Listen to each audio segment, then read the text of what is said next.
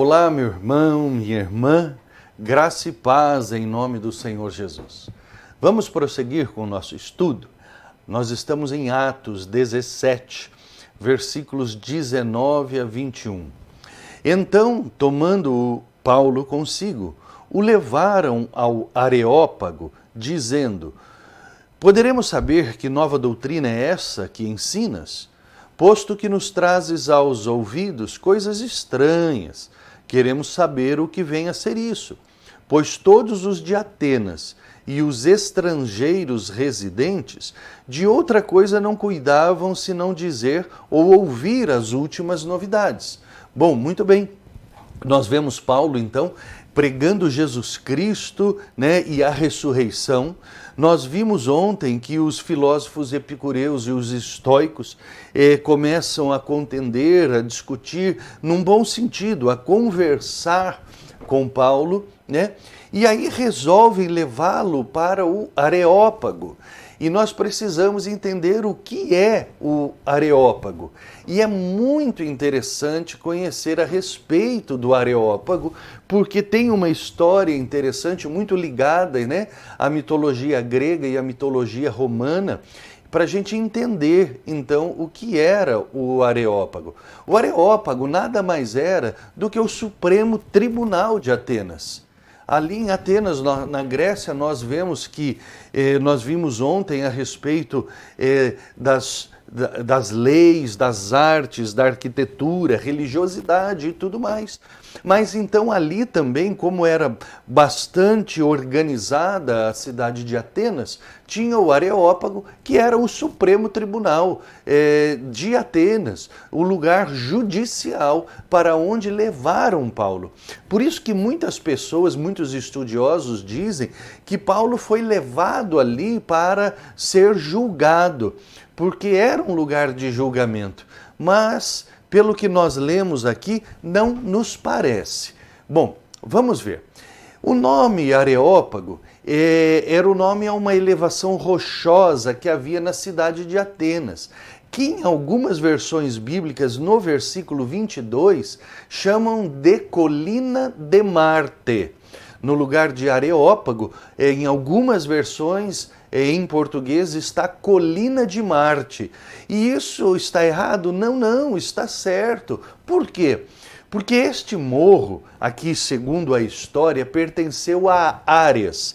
Ares era o deus grego da guerra, que tem o seu correspondente romano, como nós já vimos isso no nosso estudo a respeito de mitologia, que todo deus grego havia um correspondente com um deus romano. O deus romano correspondente ao deus grego Ares, deus da guerra, era Marte. Marte era o deus romano da guerra. Por isso que em algumas versões se chama de Colina de Marte. Exatamente por isso, ok? Então, veja bem, esta colina, ela era dedicada ao deus da guerra, certo? Bom, por quê? Vamos à história mitológica. Segundo a mitologia, Marte, ou Ares, ele havia cometido um assassinato. Ele havia assassinado a o nome é difícil, Abirrótio. Abirrótio era filho de Poseidon, Poseidon, grego, ou Netuno, romano, o deus dos mares. Poseidon, você já ouviu falar, Poseidon ou Netuno. Tinha um filho chamado Abirrótio, que este filho, Abirrótio, ele tentou ou verdadeiramente estuprou a filha de Ares, de Marte, o deus da guerra, que se chamava Alícipe. Então, o que acontece? O pai, Ares ou Marte, ele toma as dores da sua filha Alícipe e assassina o filho de Poseidon, que se chamava Abirrótio. Bom, muito bem, ele foi levado a julgamento por 12 deuses. E onde ele foi julgado? Exatamente neste local que leva o nome dele, Colina de Marte, ou ali a colina de Ares, né? Ele foi julgado, então, segundo a mitologia, por 12 juízes, que eram 12 deuses locais, e Ares foi isentado de culpa neste julgamento. E aí, então, a colina acaba levando o seu nome. Essa, então, é a história mitológica daquele lugar que leva o nome Ares Pagos, que é o nome dado, então, à colina de Ares, de Marte, o deus da guerra. Ficou, então, esse nome Areópago. Este, então, continuou sendo um local aonde os juízes de Atenas, agora não estamos mais falando de mitologia, estamos falando ali dos juízes, né, terrenos, né, os magistrados. Eles se reuniam convocados, né, e eles tinham jurisdição sobre muitos assuntos. Eles tinham jurisdição sobre ofensas capitais, né, ou seja, passíveis de morte, né, como assassinatos dolosos, né, intencionais. Você ouve às vezes na televisão, né, um homicídio doloso ou homicídio culposo. O que é isso, né? Ali se fala, né, em termos jurídicos, são termos jurídicos, que quando a pessoa ela é colocada como um homicídio culposo, significa que ela cometeu o homicídio, mas não com intenção. A palavra dolo significa com intenção. Então, as penas para crimes dolosos com intenção são maiores do que as penas para crimes culposos, sem intenção.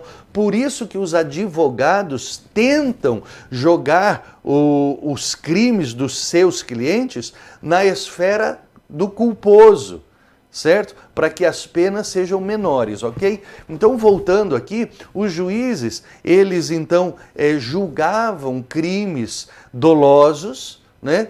Ou incêndios, porque incêndios naquela época, como hoje, a gente vê nossas matas pegando fogo, né? Alguém colocou fogo de alguma forma, né? Então, os juízes daquela época julgavam os incêndios, né? Envenenamentos, que isso também era muito comum na época, hoje também é muito comum. Nós vimos um caso agora na Rússia, né? Há pouco tempo, né? Ofensas maliciosas, o que chamamos hoje de fake news, né? E quebra de costumes religiosos também estabelecidos. Então nós vemos que Paulo, ele é levado ao Areópago, né? Não por causa de algum crime contra a humanidade, né? Mas por uma questão religiosa, e eles queriam ouvir uma coisa nova, o que estava acontecendo. Então, o local chamava Areópago, mas também o Supremo Tribunal que se reunia ali também chamava Areópago, ok? E aí, então, Paulo é levado ali para aquele lugar, não muito para se defender perante os juízes, mas para expressar sua opinião sobre assuntos religiosos. Até porque Paulo era um cidadão romano, né? E era também judeu. E o judaísmo era uma religião aceita na Grécia, certo? Então, ele não foi levado por causa de um crime, mas eles levam ele para ouvi-lo num local que era muito mais tranquilo.